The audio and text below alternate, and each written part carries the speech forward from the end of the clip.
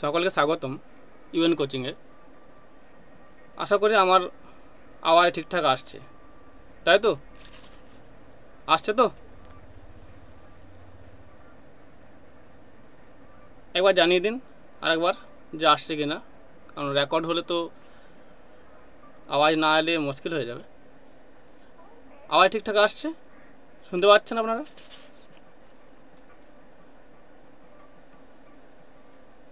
না মিউট নেই, আওয়াজ যাচ্ছে না?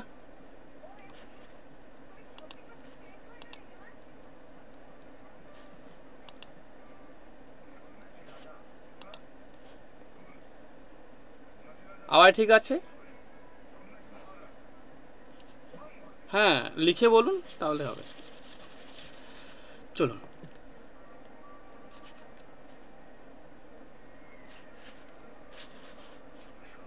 দেখুন, আজকে আমাদের বিষয় আছে যে বাংলা অলংকার। এই বাংলা অলংকারটা আমাদের নেটেও আছে, আবার ইএমআরএসও আছে। তবে এই ইএমআরএসের ক্ষেত্রে কয়েকটা অলংকার একটু কম আছে বা একটু ছোট আছে সিলেবাসটা অলংকারের, কিন্তু আমাদের নেটের ক্ষেত্রে আর একটু বেশি আছে বা বিস্তৃত রয়েছে। তো আমরা আজকে যেহেতু ইএমআরএস এবং নেট সেটের একসঙ্গে করছি ক্লাসটা, তাই কিন্তু আমরা অবশ্যই দুটো সিলেবাসকে ফলো করব। যে আর যেটা নেটে এক্সট্রা রয়েছে ওটা কিন্তু পরে আমরা ডিসকাস করব নেটের কোনো ক্লাসে, ঠিক আছে? তো আজকে আমরা দেখব যে বাংলা অলংকারটা প্রথমে কি তা দেখতে হবে। তাহলে অলংকার কথার অর্থ হচ্ছে যে ভূষণ বা গহনা। এটা আসছে ঘর থেকে না, এর ব্যুৎপত্তিগত অর্থ হচ্ছে অলমযুক্ত ক্রিযুক্ত ঘন প্রত্যয়। অলমযুক্ত ক্রিযুক্ত ঘন প্রত্যয় থেকে আসছে। তাহলে এই অলম কথার অর্থ হচ্ছে কিনা ভূষণ বা গহনা, মনে রাখবেন। পুরোটা কিন্তু অর্থ নয়, অলমের অর্থ হচ্ছে না ভূষণ বা গহনা। তাহলে আমরা বলতে পারি যে যে বিষয়টা আমাদের দেহে সৌন্দর্যকে বহুগুণে বাড়িয়ে তোলে তাই তো অলংকার। বললেন না, গহনা কি করে? গহনা আমাদের দেহের সৌন্দর্যকে বহুগুণে বৃদ্ধি করে। ঠিক তেমনি যেই বিষয়টা সাহিত্যের বা কাব্যের সৌন্দর্যকে বহুগুণে বাড়িয়ে তুলবে তাই জন্য কাব্যের অলংকার, তাই তো? তাহলে এটাই একটা বোঝার জায়গা যে যেখানে কোনো সাহিত্য বা কাব্যের সৌন্দর্যকে কোনো কিছু বৃদ্ধি করবে তাই হচ্ছে তার অলংকার। এখানে তাই বামন বলছিলেন যে সৌন্দর্যম অলংকারম, মানে যা কিছু সৌন্দর্য দেবে তাই অলংকার, তাই তো? তাহলে মনে রাখবেন যে বেসিক কনসেপ্ট কি না, আমাদের মানব দেহের সৌন্দর্যকে বৃদ্ধি করতে যেমন গহনা বা ভূষণ প্রয়োজন হয়, ঠিক তেমনি সাহিত্য বা কাব্যের সৌন্দর্যকে বৃদ্ধি করতে গেলে কি হবে না, এই অলংকারগুলোর প্রয়োজন পড়বে, ঠিক আছে?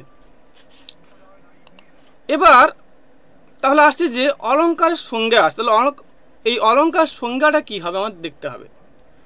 তাহলে অলংকার সংজ্ঞা কি না, যেখানে কোনো কাব্যের মধ্যে থাকা যে সমস্ত উপাদানগুলো সেই কাব্যের সৌন্দর্যকে বৃদ্ধি করবে তাই তো অলংকার, ঠিক আছে? এটা কিন্তু এভাবে করলেই হয়ে যাবে, সহজ করে, বেশি জটিল করার দরকার নেই, ঠিক আছে? আর বইয়ের ভাষায় যাওয়ার কোনো প্রয়োজন নেই, নিজের মতো করে বুঝবে, ঠিক আছে? এবার দেখো আসছে যে তাহলে এখানে দেওয়া আছে যে আমি জগৎ প্লাবিয়া বেরাবো গাহিব আকুল পাগল পাড়া। তাহলে এটা যদি কবি বলতেন এইভাবে যে আমি আকুল পাগলের মতো জগৎ প্লাবন করে বেরাবো বা গান গেয়ে বেরাবো, তাহলে তো হতো। তাহলে তো এরকম করতে হতো না, এত পরিশ্রম করতে হতো না, তাই তো? এত কাব্য, এত কল্পনা, এত কিন্তু অলংকার ছন্দের প্রয়োজন হতো, তাই তো? কিন্তু তা কিন্তু অলংকার হতো, তা কিন্তু কাব্য, তা অলংকার না থাকলে কিন্তু তা কিন্তু কাব্য হতো না, তাই তো? মনে রাখবে এটা। তাহলে মনে রাখবেন যে যে কোনো সাদামাটা বিষয়কে যখন সুন্দরভাবে তুলে ধরা হয় তখন তার কিন্তু অলংকার প্রয়োগ করা হবে বা ওখানে প্রয়োগ করতে হবে। তাহলে কোনো বিষয়কে সুন্দরভাবে তুলে ধরতে গেলে কিন্তু অলংকারের প্রয়োজন পড়বে, ঠিক আছে? কোনো বিষয়ের সৌন্দর্যকে বহুগুণে বাড়িয়ে তুলতে গেলে তার কিন্তু অলংকারের প্রয়োজন রয়েছে সেখানে। তাহলে এখানে কবি এটাই করলেন যেটা আমি বললাম যে আমি আকুল পাগলের মতো জগৎ প্লাবিত করে গান গেয়ে বেরাবো, এটাকে তিনি কিন্তু কিনা অলঙ্কার, ছন্দ এবং একটা গঠনের মধ্য দিয়ে ফেলে তাকে একটা কিন্তু বিশেষ একটা আকৃতি দিলেন, তা হচ্ছে না কবিতা। ঠিক আছে, যেমন আমি জগৎ প্লাবিয়া বেরাবো গাহিব আকুল পাগল পাড়া। ঠিক আছে, এবার দেখো আসছি, তাহলে এই অলঙ্কারের দুটি ভাগ রয়েছে, মূল ভাগ দুটি রয়েছে। কি কি না শব্দালঙ্কার আর অর্থালঙ্কার। শব্দালঙ্কার কি না এখানে দুটো দেখো শব্দ রয়েছে, শব্দ আর অলঙ্কার। ঠিক আছে, তাহলে শব্দ কি না শব্দ হচ্ছে না ধ্বনি বা বর্ণ নিয়ে হবে, অথবা ধ্বনিগুচ্ছ বা বর্ণগুচ্ছ নিয়ে হবে। তাহলে আমরা বলতে পারি যেখানে ধ্বনি বা বর্ণ বা ধ্বনিগুচ্ছ বা বর্ণগুচ্ছের উপর আশ্রয় করে বা নির্ভর করে যে অলঙ্কারটা হবে তা হচ্ছে না শব্দালঙ্কার। তাহলে শব্দালঙ্কারে কি হবে না যেখানে শব্দের মধ্যে থাকা ধ্বনি বা বর্ণ, ধ্বনিগুচ্ছ বা বর্ণগুচ্ছের উপর আশ্রয় করে এই অলঙ্কারটা হবে, তাই শব্দালঙ্কার। বেসিক কনসেপ্ট, বেশি অত জটিল করার দরকার নেই। ঠিক আছে, অর্থালঙ্কার কি না যেখানে কোনো শব্দের অর্থের উপর নির্ভর করা হবে তা কিন্তু অর্থালঙ্কার। তাই তো, অর্থেরও কিন্তু আবার বিশেষ রয়েছে। ঠিক আছে, কোথাও কিন্তু ভাব প্রকাশক হবে, কোথাও কিন্তু কি না অর্থটাও কিন্তু মেনলি ডিপেন্ড করবে। ঠিক আছে, কোথাও কিন্তু ভাবটাকেও কিন্তু দেখতে হয় অনেক জায়গায়, আমি দেখাবো, যখন বোঝাবো তখন দেখাবো যে ভাবটা কোথায় দেখতে হয়। তাহলে এখানে অর্থালঙ্কারে কি হবে না এখানে অর্থ আর অলঙ্কার রয়েছে, যেখানে শব্দের অর্থের উপর ডিপেন্ড করে বা নির্ভর করে কিন্তু এই অলঙ্কারটা নির্ণয় করা হবে, তার জন্য অর্থালঙ্কার। ঠিক আছে, এবার দেখো আসছি যে তার শব্দালঙ্কার তাকে বলবো, তাই তো, শব্দালঙ্কার বলবো তাকেই যেখানে কোনো শব্দের মধ্যে থাকা, কোথা ঠিকঠাক আসছে না, কেটে কেটে আসছে,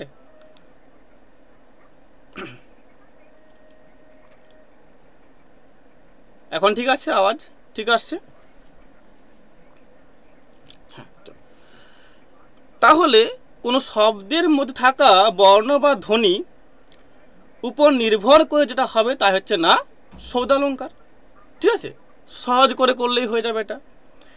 তাহলে শব্দালঙ্কার একটা উদাহরণ দিয়ে দেখি যে কি হচ্ছে এখানে বিষয়টা, যে আমি অজর অমর অক্ষয় আমি অব্যয়। তাহলে দেখো এখানে এই যে আমি অজর অমর অক্ষয় আমি অব্যয় সব শব্দ, তাই তো, এই শব্দের মধ্যে কি আছে না বর্ণ আছে বা ধ্বনি আছে বা বর্ণগুচ্ছ আছে বা ধ্বনিগুচ্ছ আছে, এবং তাদের উপর নির্ভর করে কিন্তু এটা হচ্ছে, তাই কিন্তু শব্দালঙ্কার অলঙ্কার হচ্ছে এটা, বা শব্দালঙ্কার বলবো আমরা এটাকে। ঠিক আছে, এবার দেখো আসছি যে এই শব্দালঙ্কারে আবার ভাগ রয়েছে, 5টা প্রকার রয়েছে বা ভাগ রয়েছে। কি কি না অনুপ্রাস, যমক, শ্লেষ, ব্রকোক্তি আর হচ্ছে না পুনরুক্ত বোধাভাস।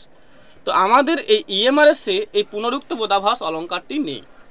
ঠিক আছে, বাকি এই 4টি কিন্তু রয়েছে, আমরা আজ 4টি দেখবো আজকে। ঠিক আছে, যে অনুপ্রাস, যমক, শ্লেষ আর ব্রকোক্তি দেখবো আজকে। বাকি পুনরুক্ত বোধাভাসটা আমরা কিন্তু পরে দেখবো, ওটা কিন্তু একটু আলাদা টাইপের, ওটা কিন্তু এখন দেখেও কোনো লাভ হবে না ইএমআরএস এর ক্ষেত্রে। ঠিক আছে,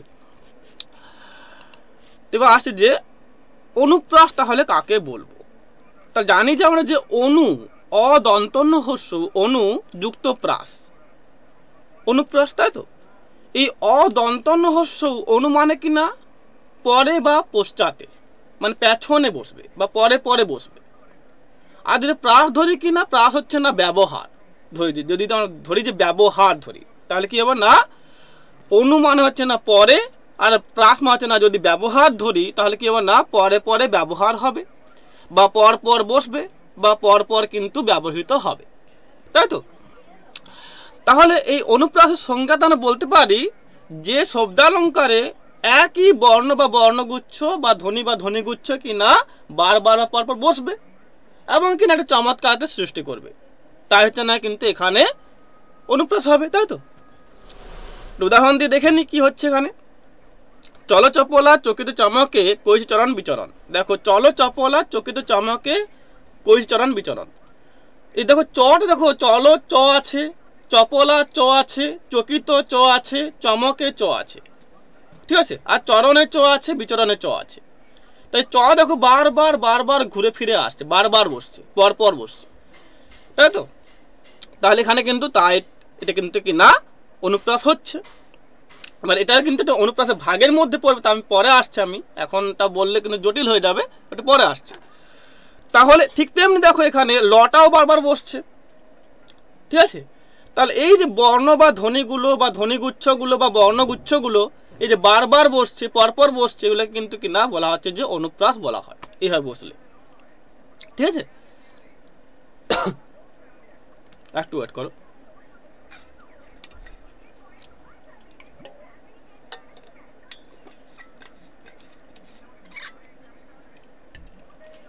তাহলে দেখে নি যে এই অনুপ্রাসের আবার ভাগ রয়েছে, 5টা ভাগ রয়েছে। তো মনে রাখবে যে অনেকেই গুলিয়ে ফেলে, ওই শব্দালঙ্কারের যে ভাগগুলো রয়েছে ওখানে 5টা রয়েছে আর এখানেও কিন্তু 5টা রয়েছে বলে অনেকে কিন্তু তালগোল পাকিয়ে যায়। একটু ভালো করে একটু কিন্তু দেখে নেবে, ঠিক আছে। দেখো আসছে যে অনুপ্রাসের ভাগের মধ্যে পড়ছে 5টা ভাগ, কি কি না, অন্তানুপ্রাস, বৃত্তনুপ্রাস, ছেকানুপ্রাস, শ্রুতনুপ্রাস আছে, লাটানুপ্রাস। তো দেখবো যে অন্তানুপ্রাস কাকে বলে, আগে দেখবো আমরা যে অন্তানুপ্রাস কি বা কাকে বলে। তো এখানে অন্তযুক্ত অনুপ্রাস হচ্ছে অন্তানুপ্রাস। আমরা বললাম যে অন্ত মানে কিনা শেষ, মানে শেষে বসবে, তাই তো। আর শেষে কি বসবে না, অনুপ্রাসটা বসবে। অন্তযুক্ত অনুপ্রাস, অন্ত মানে শেষ, আর অনুপ্রাস মানে কিনা যা কিন্তু শেষে অনুপ্রাসটি, সেই অনুপ্রাসটি বসবে বা সেই অনুপ্রাসটি এখানে ব্যবহার হবে, ঠিক আছে। তাহলে এর উদাহরণটা কি করবো না, একই উদাহরণ রয়েছে, একটু কিন্তু চেঞ্জ হবে, এখানে বেশি চেঞ্জ করার দরকার নেই। আমরা দেখব যে এখানে শব্দের শেষে বা অন্তের যোগ করে দেবো। এখানে সংজ্ঞাটা কিন্তু অনুপ্রাসেরই হবে, কিন্তু একটু চেঞ্জ করে নেব, শব্দের শেষে বা অন্তে বারবার বসবে বা পরপর বসবে, ঠিক আছে। তাহলে কিন্তু এর সংজ্ঞাটা হয়ে যাবে। তো দেখে নি কি হচ্ছে এখানে, বৃষ্টি পরে টাপুর টুপুর নদে এলো বান, শিব ঠাকুরের বিয়ে হলো 3 কন্যে দান। দেখো এখানে প্রথম চরণের লাস্টে আছে বান, তাই তো, মানে এখানে দন্তন রয়েছে লাস্টে বা শেষে কিন্তু দন্তন রয়েছে। আবার দেখো দ্বিতীয় চরণে কিন্তু লাস্টে আছে বা শেষে আছে দান, দানও কিন্তু দন্তন রয়েছে বা কিনা শেষে কিন্তু দন্তন পাচ্ছে আমরা। আবার অনেকেই বলছেন যেটা কিন্তু বান আন রয়েছে, তাই তো, বান দেখো বা আন, তাই তো। তাহলে এই যে একটা আন রয়েছে, আবার দা আন মানে একটা আন রয়েছে, তাহলে এখানে একটা আন পাচ্ছি আমরা লাস্টে। এবার এই যে লাস্টে এই বান আর দানের মধ্যে কিন্তু কি হচ্ছে না, এটা কিন্তু সাম্য সৃষ্টি হচ্ছে, এটা কিন্তু মিল দেখা দিচ্ছে, মিলটাকে কিন্তু আছে না অন্তানুপ্রাস বলা হচ্ছে, ঠিক আছে। তাহলে মনে রাখবে যেখানে কিনা একই বর্ণ বা ধ্বনি কিনা বাক্যের বা চরণের শেষে বসবে এবং এটা মিল সৃষ্টি করবে, তাই হচ্ছে না অন্তানুপ্রাস হবে, ঠিক আছে, মনে রাখবে এটা। এবার দেখো পাচ্ছি আমরা এখানে কোনো প্রবলেম আছে এই পর্যন্ত, কোনো কারো প্রশ্ন থাকলে বা কোনো কিছু প্রবলেম থাকলে বলো, কোনো প্রবলেম রয়েছে এখানে?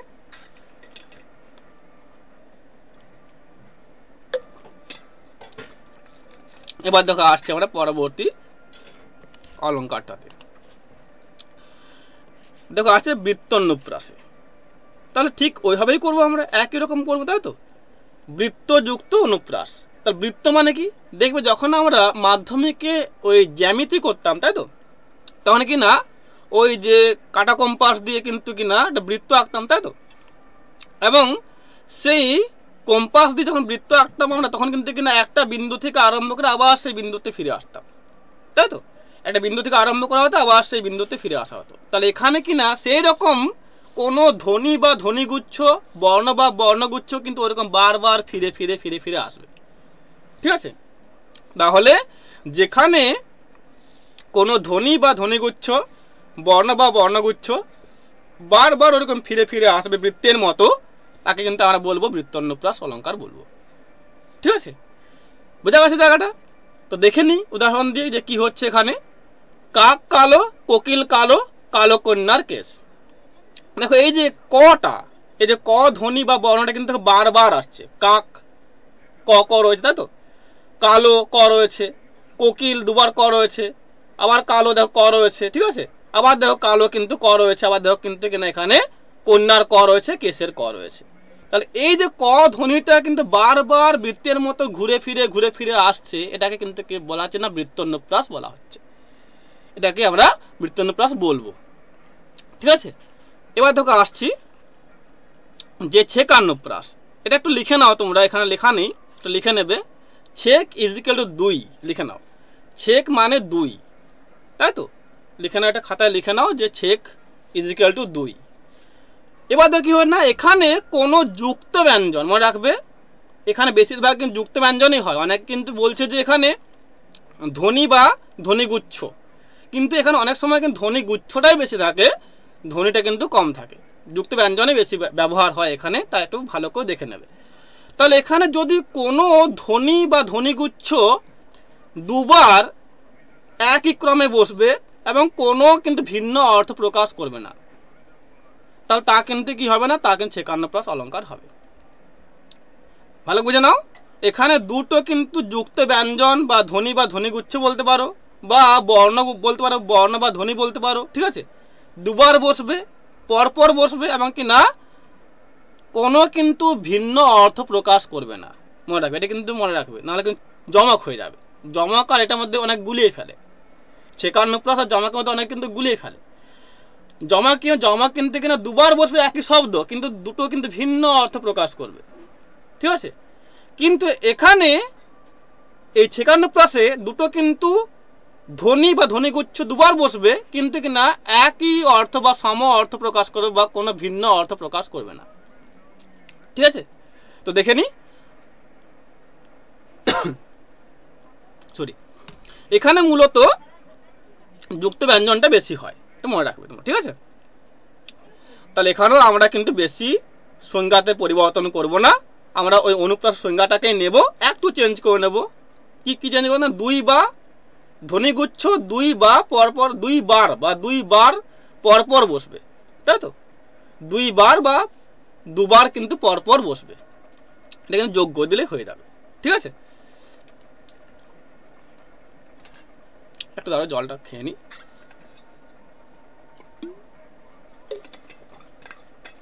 তো দেখে নি এখানে উদাহরণে কি পাচ্ছি আমরা, যে এখনই অন্ধ বন্ধ করো না পাখা। দেখো এই যে অন্ধের দেখো দন্তধ রয়েছে, আবার দেখো বন্ধেরও দেখো দন্তধ রয়েছে, তাহলে কিনা দন্তধাটা যুক্ত ব্যঞ্জন ধ্বনি বা বর্ণ, তাই তো? তাহলে এখানে এই যে দন্তধ দুবার বসছে, পরপর বসছে এবং কোনো ভিন্ন অর্থ প্রকাশ করছে না, এটা কিন্তু না ছেকান্নপ্রাস বলা হচ্ছে। কারণ আমরা জানলাম যে ছেক মানে 2, আগেই আমরা জেনেছি বা যা বলেছি যে ছেক মানে 2। তাহলে এখানে এই দন্তধ ব্যঞ্জনটা দুবার পরপর ক্রম অনুসারে বসছে এবং কিনা কোনো ভিন্ন অর্থ প্রকাশ করছে না, তাই এটা কিন্তু কিনা ছেকান্নপ্রাস। বোঝা গেছে জায়গাটা? কোনো প্রবলেম আছে এই পর্যন্ত? কোনো প্রবলেম আছে? কোনো প্রবলেম আছে এই পর্যন্ত? কোনো প্রবলেম আছে এই পর্যন্ত? কারো কোনো প্রশ্ন আছে লিখে জানাও, যদি না বলতে পারছো লিখে জানাও।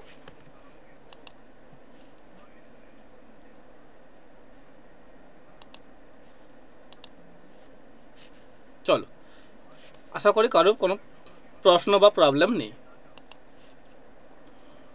এবার দেখো আসছে যে সূত্রন্নপ্রাস, এটা একটু ভালো করে বুঝবে, এটা না বুঝলে কিন্তু সমস্যা হবে। দেখো সূত্রযুক্ত অনুপ্রাস, সূত্র মানে কি শ্রুতি থেকে আসে, শ্রুতি মানে শোনা, তাই তো? তো আগে কি না বেদের সময় শুনে শুনে মনে রাখতে হতো, এটা শ্রুতি বলা হতো, তাই তো? শ্রুতি শাস্ত্র দেখবে রয়েছে, তাই তো? তাহলে এখানে কিন্তু কি না শুনতে ভালো লাগবে, শুনতে কিন্তু মধুর হবে, শুনতে কিন্তু আমাদের শ্রবণ সুভোগ যেটা বলা হয় না, শ্রবণ সুভোগ হবে, তা কিন্তু কিনা সূত্রন্নপ্রাস অলঙ্কার হবে।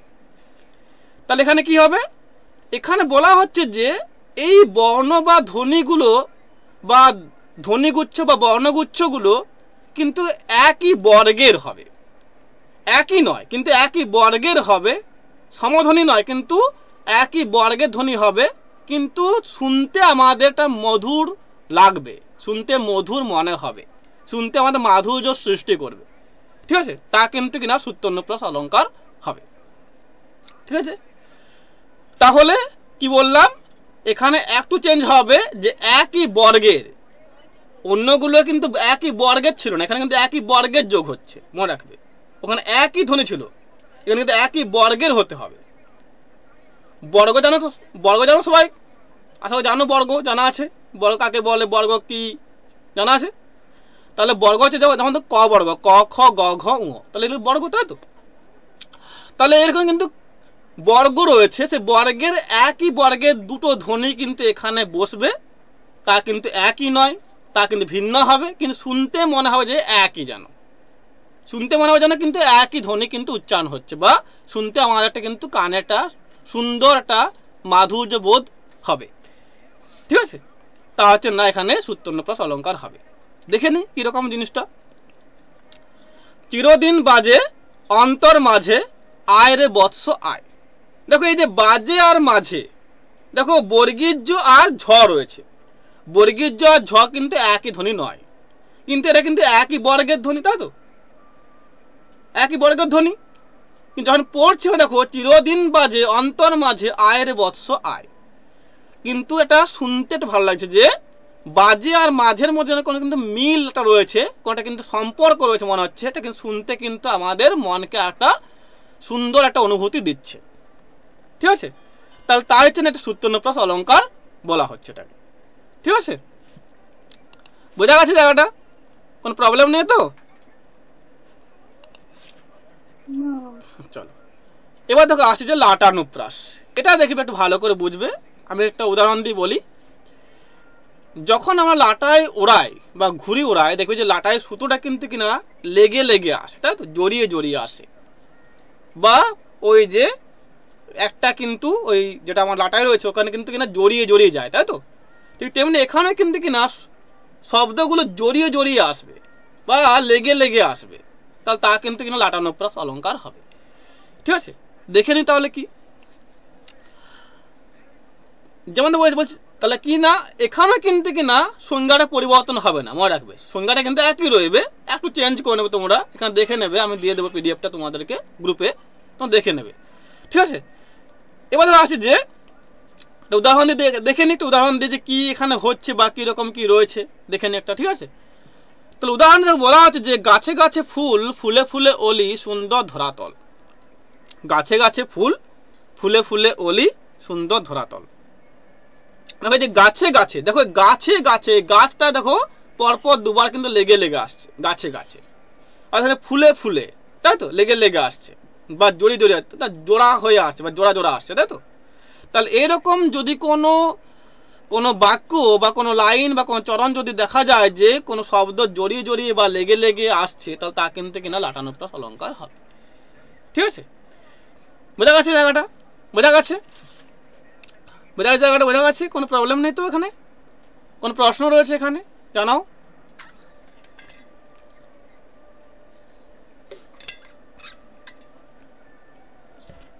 এবার তোকে আসছি আমাদের যমক অলঙ্কারে, এটা একটু ভালো করে বুঝবে।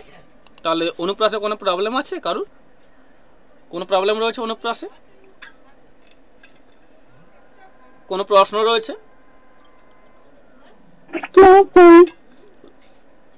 ওকে, এবার আছে যমক অলঙ্কারে। যমক কি? আমি বলবো যমকটাকে তোমার যমজ অর্থে নেবে, যমজ।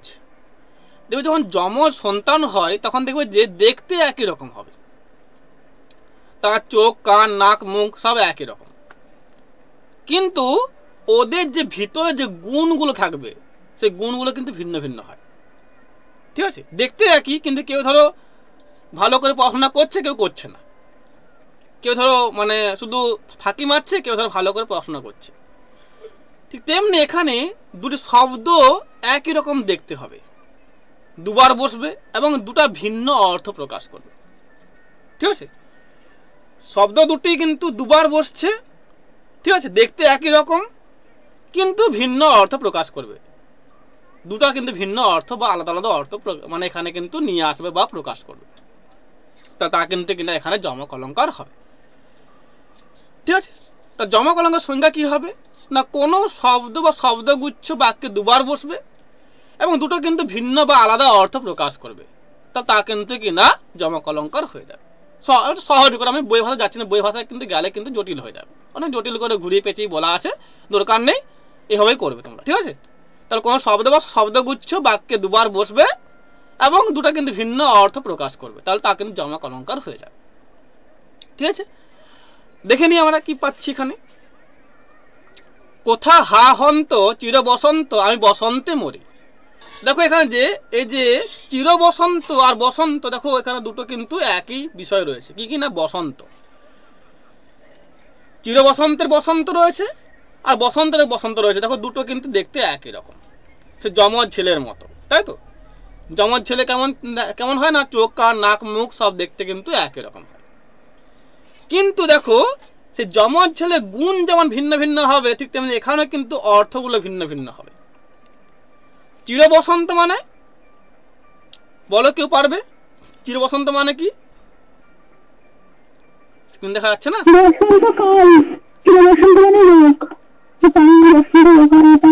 স্ক্রিন দেখাচ্ছে না? দেখাচ্ছে স্ক্রিন? হ্যাঁ ঠিক আছে ঠিক আছে, স্ক্রিন দেখাচ্ছে না? দেখাচ্ছে না? যিনি পাচ্ছে না তিনি একটু জয়েন, একটু লেফট হয়ে জয়েন করুন, পেয়ে যাবেন, ঠিক আছে। যিনি পাচ্ছে না দেখতে তিনি কিন্তু একটু লেফট হয়ে জয়েন করুন, পেয়ে যাবেন, ঠিক আছে, দেখতে পেয়ে যাবেন। নেটওয়ার্ক প্রবলেম হচ্ছে বোধ হয়, নেটওয়ার্ক সমস্যার জন্য কিরকম হয়। অনেকেই তো সে গ্রাম বা প্রত্যন্ত অঞ্চল থাকেন, তো ওই জন্য কিন্তু নেটওয়ার্ক সমস্যা একটু হয়। দেখুন আসছে এবারে। তাহলে কি বললাম যে এখানে দুটো বসন্ত রয়েছে, চির বসন্তের বসন্ত আর কি না বসন্ত, তাই তো। তাহলে চির বসন্তের অর্থ হচ্ছে কিন্তু কি না বসন্ত ঋতু অর্থে বা কাল অর্থে।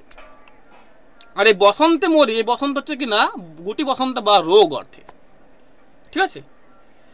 তাহলে এখানে পাচ্ছি না, দেখো যে দুটো কিন্তু দেখতে একই রকম, চির বসন্তের বসন্ত আর বসন্ত কিন্তু একই রকম দেখতে, যমজ ছেলের মতো বা যমজ সন্তানের মতো, কিন্তু ওদের গুণের মতো এদের কিন্তু অর্থগুলো ভিন্ন ভিন্ন। চির বসন্তে মানে হচ্ছে কিন্তু ঋতু বা কাল অর্থে, আর বসন্তে মানে হচ্ছে না রোগ, বসন্ত রোগ অর্থে বা গুটি বসন্ত অর্থে এখানে নেওয়া হচ্ছে। তাহলে দুটো শব্দ দেখতে একই, দুবার বসছে, দুই ভিন্ন অর্থ প্রকাশ করছে, এটাকে যমক অলঙ্কার বলা হয়। বোঝা গেছে? আশা করি বোঝা গেছে। বোঝা গেছে? কোন প্রশ্ন আছে কারো? কোন প্রশ্ন বা জানা আছে কিছু? দেখো এবার আসছে যে এই যমক অলঙ্কার চারটি ভাগ রয়েছে। অবশ্য এরা কিন্তু আর একটা ভাগ রয়েছে, আমি পরে বলছি, আমি আসছি, ওটা অনেকেই বলে না, আমি ওটা বলছি, আমি পরে আসছি, ঠিক আছে। সব বলবো আজকে, কোনো কিছু খামতে রাখবো না, ঠিক আছে, সব বলে যাবো শেষ পর্যন্ত। যমক অলঙ্কারে কিন্তু চারটা ভাগ রয়েছে, কি কি না আদ্য, মধ্য, অন্ত আর সর্ব। আদ্য মানে কি না আদিতে বা আগে, তাহলে যে যমকটা আগে হবে তা কিন্তু আদ্য হবে। আর মধ্য মানে যে যমকটা মাঝখানে হবে তা মধ্য হবে, তাই তো। আর অন্ত মানে যে যমকটা লাস্টে হবে বা শেষে হবে তা কিন্তু অন্ত হবে। আর সর্ব মানে কিনা জানো, সর্ব মানে সব জায়গায়, তো সব জায়গা জুড়ে কিন্তু কিনা যমক হবে, তা কিন্তু সর্বজমক হয়ে যাবে, তাই তো। তা যেখানে যমক অলঙ্কারটা আগে হবে তা কিন্তু আদ্য হয়ে যাবে, যেখানে মাঝে বসবে তা কিন্তু মধ্য হয়ে যাবে, যেখানে শেষে বসে তা কিন্তু অন্ত হয়ে যাবে, আর যেখানে সমস্ত জায়গা জুড়ে কিন্তু যমক হবে তা কিন্তু সর্বজমক হয়ে যাবে, ঠিক আছে। তো দেখে নিই আমরা একটু। প্রথমে আসি যে আদ্য যমক অলঙ্কার। তাহলে কি বললাম, এখানে দুটি একই রকম দেখতে শব্দের বা বাক্যের আদিতে বসবে বা চরণের আদিতে বসবে বা আগে বসবে, এবং দুটা কিন্তু আলাদা অর্থ প্রকাশ করবে। আরেক বলে দিই, এখানে দুটো একই রকম দেখতে শব্দ বাক্যের বা চরণের কিন্তু আগে বসবে এবং দুটা কিন্তু ভিন্ন ভিন্ন অর্থ প্রকাশ করবে, তা কিন্তু কিনা এখানে আদ্য যমক অলঙ্কার বা আদ্য যমক আমরা বলবো, ঠিক আছে। তো দেখে নি কি পাচ্ছি এখানে। এখানেও সংজ্ঞাটা কিন্তু পরিবর্তন হবে না, সংজ্ঞাটা কিন্তু যমক অলঙ্কার সংজ্ঞাটাই হবে, একটু পরিবর্তন হবে যে আদিতে বা প্রথমে এটা যোগ করে নেবে, বাক্যের আদিতে বা প্রথমে যোগ করলে কিন্তু হয়ে যাবে, আর বেশি কিছু করার দরকার নেই, ঠিক আছে। সে সংজ্ঞাগুলো একই রকম রইবে, কোনো কিন্তু পরিবর্তন করার কোনো প্রয়োজন নেই বা পাল্টানোর কোনো দরকার নেই, ঠিক আছে। তো দেখে নিই যে ভারত খ্যাত আপনার গুণে। দেখো এখানে এই যে ভারত, এটা কিন্তু দেখো দুবার বসছে, প্রথমে বসছে, এবং দেখো দুটো কিন্তু ভিন্ন ভিন্ন অর্থ প্রকাশ করবে, ঠিক আছে। তাহলে ভারত ভারত খ্যাত আপনার গুণে, তাহলে প্রথম ভারতকে না ভারতচন্দ্র রায় গুণাকর, তাই তো। দ্বিতীয় ভারত মানে কি না ভারতবর্ষ দেশ, এখন অবশ্য বর্ষ না, এখন ভারত হবে, এখন বর্ষ হবে না, বর্ষ কিন্তু এখন আর বলা হয় না। কেন না আমাদের ভারতবর্ষের অনেক কিন্তু জায়গা এখন আমাদের ভারতবর্ষের বাইরে চলে গেছে, যেমন ধরো নেপাল, ভুটান সব কিন্তু আমাদের ভারতবর্ষের কিন্তু মধ্যে ছিল আগে, বাংলাদেশ, ঠিক আছে, পাকিস্তান, ঠিক আছে, সব কিন্তু কিনা আগে আমাদের ভারতের মধ্যেই কিন্তু ছিল। তখন কিন্তু বর্ষ বলা হতো, এখন কিন্তু আর বর্ষ বলা হয় না, ঠিক আছে। তাহলে প্রথম ভারত কিনা ভারতচন্দ্র রায় গুণাকর কবি, এবং দ্বিতীয় ভারত কিনা ভারত দেশ বা ভারতবর্ষ দেশ, ঠিক আছে। তো পাচ্ছি দেখো এখানে, তাহলে এই যে ভারত এই শব্দটা, দুটো শব্দ দুবার কিন্তু প্রথমেই বসছে এবং একই রকম দেখতে, দুটো কিন্তু ভিন্ন ভিন্ন অর্থ প্রকাশ করছে, এটা কিন্তু কিনা আদ্যযমক অলঙ্কার বলা হবে। আরেক বলে দিই যে এই যে ভারত, এটা কিন্তু এই শব্দ দুটো দেখতে একই রকম, দুবার বসছে এবং কিনা এই বাক্যের আগে বসছে, এটা কিন্তু আমরা বলবো কিনা আদ্যযমক অলঙ্কার বলবো, ঠিক আছে। বোঝা গেছে? কোনো প্রশ্ন আছে এখানে? কোন প্রশ্ন আছে এখানে? কারো কোনো প্রশ্ন আছে?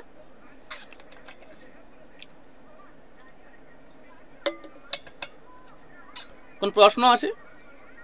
হ্যাঁ, আজকে শব্দালঙ্কারটাই হবে, অর্থালঙ্কারটা হবে না। বুঝতে পারছেন তো? কোনো প্রবলেম নেই তো?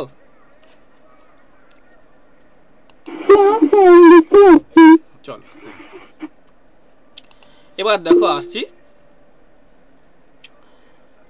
মধ্যযমক অলঙ্কার। তাহলে এটাও সেই একই রকম, মাঝখানে বসবে। তা দুটি একই রকম দেখতে শব্দ মাঝখানে বসবে, বাক্যের মাঝখানে বা চরণের মাঝখানে বসবে, এবং দুটো কিন্তু ভিন্ন ভিন্ন অর্থ প্রকাশ করবে, ঠিক আছে। দেখে নিই আমারটা, এটাও কিন্তু একই রকম সংজ্ঞা হবে, কোনো পরিবর্তন হবে না। শুধু কি হবে না, চেঞ্জ হবে এটুকু যে বাক্যের মাঝে বা মধ্যে, বাক্যের মাঝে বা মাঝখানে বা মধ্যে চেঞ্জ করলে হয়ে যাবে। হ্যাঁ, তো দেখে নি যে প্রভাকর প্রভাতে প্রভাতে মনোলোভা, প্রভাকর প্রভাতে প্রভাতে মনোলোভা। দেখো এখানে প্রভাতে প্রভাতে এই দুটো দেখতে একই রকম শব্দ এবং মাঝখানে বসছে, বাক্যের মাঝখানে বসেছে, এবং দুটো কিন্তু ভিন্ন ভিন্ন অর্থ প্রকাশ করবে। দেখে নি কি কি অর্থ। তাহলে প্রভাকর মানে কি কি বলতে পারবে? এখানে প্রভাকর মানে কি? প্রভাকর অর্থ জানা আছে? কি পারবে? সূর্য। হ্যাঁ, তাহলে কি না এখানে প্রভাকর সূর্য প্রভাতে, প্রভা মানে কি এখানে কি পারবে বলতে?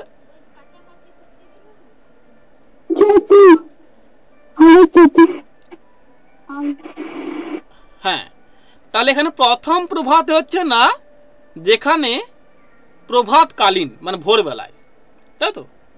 একটু ভালো করে দেখবে, হ্যাঁ মৌ, একটু কোনটা কি হবে আমি দেখাচ্ছি, পরে আসছে, আমি এটা বলে দেবো আমিও যে এটা কি করে বুঝতে পারবে, ঠিক আছে। তো দেখো এখানে প্রথম বলছি যে প্রভাকর প্রভাতে প্রভাতে মনোলোভা। তাহলে প্রভাকর কি না আমরা জানি যে সকালে ওঠে বা ভোরে ওঠে, তাই তো দেখা যায়। তাহলে ওই জন্য প্রভাকর সূর্যের পরের কিন্তু প্রভাতটা কি না সকালবেলা হবে বা ভোরবেলা হবে, মনে রাখবে। তাহলে এটা তো হতে পারে না যে প্রভাকর তার জ্যোতিতে সকালে কিন্তু ওঠে, এটা কিন্তু বাক্যটা কিন্তু ঠিকঠাক লাগছে না, তাই তো। বাক্যটা কিন্তু আমাকে ঠিক করতে হবে। তাহলে কি না প্রভাকর সকালে তার জ্যোতিতে মনোলোভা, এটা ভালো লাগছে, তাই তো। তাহলে বাক্যটাকে ভালো করে গঠন করার দিক থেকে তোমাকে দেখতে হবে। অনেকে এটা ভুলটা করে, কি করে না প্রথম প্রভাতে কি করে না জ্যোতি করে দেয়, আর দ্বিতীয় প্রভাতে কিন্তু প্রভাত কালে করে দেয়। ওটা কি হবে না প্রভাকর প্রভাতে অর্থাৎ কিন্তু সকালবেলা বা ভোরবেলা জ্যোতিতে মনোলোভা, এটা কিন্তু ঠিকঠাক হয় না। একটা কারণ আছে, আমি পরে দেখাচ্ছি, তোমাকে পরে দেখাবো যে কেন হবে না। তো তোমার ভাবটা এখানে তোমার প্রয়োজন, ভাবটা তোমাকে বুঝতে হবে যে কি ভাবটা বলছে এখানে। অনেকে বলে যে এখানে অর্থালঙ্কারে বা এই অলঙ্কারে কিন্তু অর্থটা জানলে কিন্তু হয়ে যায়, হয় না। ভাবটাকেও বুঝতে হয়, মানে সমাধিকভাবে বুঝতে হয় বা সমানভাবে বুঝতে হয়, ঠিক আছে। ভাবটা না বুঝে তোমার কিন্তু অর্থটা আসবে না ঠিকঠাক ভাবে, তা তোমাকে ভাবটাও তোমাকে বুঝতে হবে। তাহলে কিনা এখানে প্রভাকর মানে সূর্য, প্রভাতে মানে প্রভাতকালীন বা ভোরবেলায় কিনা প্রভাতে তার জ্যোতিতে বা তার আলোতে কিন্তু কিনা মনকে কি করছে না, মনকে লোভ বা লোভাতুর করে তুলছে, মনকে এটা কিন্তু আকৃষ্ট করে তুলছে। ঠিক আছে, এটা বলা হচ্ছে এখানে। এখানে পাচ্ছি যে এই যে প্রভাতে দেখো দুবার কিন্তু মাঝখানে বসেছে, দুটো কিন্তু আলাদা আলাদা অর্থ প্রকাশ করছে। এটাকে বলা হচ্ছে না, আমরা বলবো যে মধ্যযমক অলঙ্কার বলবো এটাকে। ঠিক আছে, বোঝা গেছে কি বললাম? হ্যাঁ আমি বলে দিচ্ছি। প্রবলেম হচ্ছে, নেটওয়ার্কের প্রবলেম হচ্ছে? হ্যাঁ আমি বলে দিচ্ছি। কি বললাম আমি, যে এখানে দেখা আছে যে প্রভাকর, আমি আগে বলে দিই যেটা বললাম আমি, যে এখানে অলঙ্কার করতে গেলে অর্থ আর শব্দ দেখলেই হয় না, ভাবটাকেও সমধিক তোমাকে দেখতে হবে বা সমানভাবে তোমাকে কিন্তু কিনা জানতে হবে বা বুঝতে হবে যে কি ভাবটা এখানে প্রকাশ করছে। কারণ ভাবটা ঠিকঠাক না বুঝতে পারলে কিন্তু তার কিন্তু অর্থ ঠিকঠাক আসবে না, তার কিন্তু অর্থ ঠিকঠাক পাওয়া যাবে না। ঠিক আছে, ঠিক এখানে এটাই হয় যে অনেকে কিন্তু ভুল করে কিনা প্রথম প্রভাতটাকে জ্যোতি করে দেয়, কিন্তু ভুলটা এখানে হয়ে যায়। ঠিক আছে, তো দেখো যে প্রভাতে মনোলোভা, তাহলে প্রভাকর কিনা সূর্য, সে কিন্তু সকালে বা ভোরবেলায় ওঠে, তাই তো? তাহলে এখানে প্রথমটা কিন্তু ভোরবেলা হবে। ঠিক আছে, মনে রাখবে। তাহলে প্রভাকর ভোরবেলাতে, প্রভাতে তার জ্যোতিতে মানে আলোতে মনকে হরণ করে নিচ্ছে বা মনকে সে কিন্তু লোভাতুর করে তুলছে। ঠিক আছে, তাহলে এখানে পাচ্ছি দেখো যে এই যে প্রভাতে, প্রথম প্রভাতে কি না প্রভাতকালীন বা ভোরবেলা, দ্বিতীয় প্রভাতে মানে কি না তার জ্যোতি বা তার উজ্জ্বলতা বা আলো। তাহলে এই দুটো প্রভাতে কিন্তু দেখতে একই রকম, দুবার বসছে, মাঝখানে বসছে, এবং কিনা দুটো কিন্তু ভিন্ন অর্থ প্রকাশ করছে। এটাকে কিন্তু আমরা বলবো মধ্যযমক অলঙ্কার বলবো। এটাকে আমরা কিন্তু মধ্যযমক অলঙ্কার বলবো। ঠিক আছে, বোঝা গেছে অর্পিতা? বোঝা গেছে? হ্যাঁ চলো এবার দেখো আসছি যে অন্তযমক অলঙ্কার। এটা ভালো করে বুঝবে। তাহলে অন্ত মানে কিনা শেষ, আমি বললাম আগে যে শেষ বা অন্তে, তাই তো? তাহলে এখানে যমকটা শেষে বা অন্তে হবে, মানে কিনা এখানে দুটো একই রকম দেখতে শব্দ চরণের কিন্তু অন্তে দুবার বসবে এবং দুটো কিন্তু ভিন্ন ভিন্ন অর্থ প্রকাশ করবে। আর বলে দিই, এখানে দুটো কিন্তু একই রকম দেখতে শব্দ চরণের অন্তে দুবার বসবে এবং দুটো কিন্তু ভিন্ন ভিন্ন অর্থ প্রকাশ করবে। তাহলে তা কিন্তু কিনা অন্তযমক অলঙ্কার হয়ে যাবে। দেখে নিও একটা উদাহরণ দিয়ে। এখানেও সংজ্ঞাটা কিন্তু একই রকম হবে, কোনো পরিবর্তন হবে না, যমকের সংজ্ঞাটাই হবে। এখানে একটু চেঞ্জ করবো বাক্যের অন্তে বা শেষে, এটুকু চেঞ্জ করবো। ঠিক আছে, তাহলে কিন্তু হয়ে যাবে। দেখে নি, তাহলে শয়ন স্বপনে ভাবিয়া তারা, নিমেষ নিহত নয়নতারা। দেখো প্রথম চরণের অন্তে আছে তারা, দ্বিতীয় চরণের অন্তেও কিন্তু তারা রয়েছে। দেখো একই রকম দেখতে, কিন্তু অর্থ কি এদের এক? না, এক নয়। কেন এক নয়? এটা কিন্তু অনেকে বুঝতে পারে না, কারণ এটা একটু ডিপলি তোমাকে বুঝতে হয়। এটা কি বলছে যে শাক্ত পদাবলী, এটা কিন্তু লাইন, এটা শাক্ত পদাবলীতে রয়েছে এটা। ঠিক আছে, শাক্ত পদাবলী এটা কিন্তু লাইন, এটা তার থেকে নেওয়া হয়েছে। তো ওখানে কিন্তু বলা হচ্ছে বা ওখানে দেখানো হচ্ছে যে শয়ন স্বপনে মানে জেগে থেকে এবং ঘুমে বা স্বপ্নে, ঘুমের ঘোরে আর কি, তারাকে মানে কিনা এখানে চণ্ডী বা কালী, মনে রাখবে তারা, প্রথম তারা হচ্ছে চণ্ডী বা কালী। তাহলে সেই চণ্ডী বা কালীর কথা ভেবে বা মনে করে কি হচ্ছে না, নিমেষ নিহত নয়নতারা, নিমেষেই কিন্তু তার নয়নের তারা বা নয়নের মণিগুলো কি হচ্ছে না নিহত হচ্ছে, মানে কি না আহত হচ্ছে বা তার স্থির হয়ে যাচ্ছে বা তার সেই পলক পড়ছে না বা সে কিন্তু কিনা ঘুমোতে পারছে না, বলতে পারো। তাহলে এখানে রাত দিন সেই তারার কথা ভেবে বা সেই মা চণ্ডীর কথা ভেবে বা কালীর কথা ভেবে কিন্তু তার চোখে তারা কিন্তু কিনা স্থির হয়ে যাচ্ছে বা তার চোখের মনে কিন্তু কিনা এখানে নিহত হচ্ছে, নিমেষেই নিহত হচ্ছে। ঠিক আছে, তাহলে এখানে দেখো প্রথম চরণের অন্ত তারা রয়েছে, যার অর্থ হচ্ছে চণ্ডী বা কালী। দ্বিতীয় চরণের অন্ত কিন্তু তারা রয়েছে, তার অর্থ হচ্ছে না কিনা চোখের মণি বা নয়নের তারা, তাই তো? তা চোখের মণি বা নয়নের তারা বা নয়নের কিন্তু মণি বলতে পারো। ঠিক আছে, তাহলে এখানে প্রথম চরণের অন্তে দেখো একই রয়েছে, দ্বিতীয় চরণের অন্তে একই রয়েছে, কিন্তু না এটা কিন্তু আলাদা আলাদা অর্থ প্রকাশ করছে। এটা কিন্তু অন্তযমক অলঙ্কার আমরা বলবো। তাহলে এখানে প্রথম চরণেও কিন্তু লাস্টে তারা আছে, দ্বিতীয় চরণেও লাস্টেও কিন্তু তারা আছে, কিন্তু এরা কিন্তু ভিন্ন ভিন্ন অর্থ প্রকাশ করছে। এবং যেহেতু অন্তে রয়েছে বা শেষে রয়েছে চরণে বা বাক্যের, এবং দুবার বসেছে এবং দুটা কিন্তু ভিন্ন ভিন্ন অর্থ প্রকাশ করছে। প্রথম চরণের অর্থ হচ্ছে কি না, তার অর্থ হচ্ছে কালী বা চণ্ডী।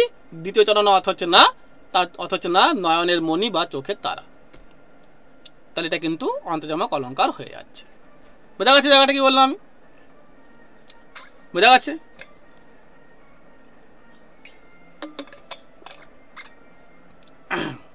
এবার দেখো আসছি যে সর্বজমক অলঙ্কার।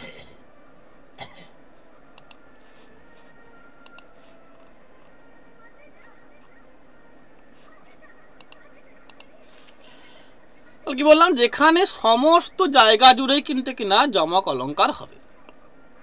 মানে দুটো বাক্য বা চরণ কিন্তু দুবার বসবে, একই রকম দেখতে হবে এবং তাদের কিন্তু ভিন্ন ভিন্ন অর্থ হবে।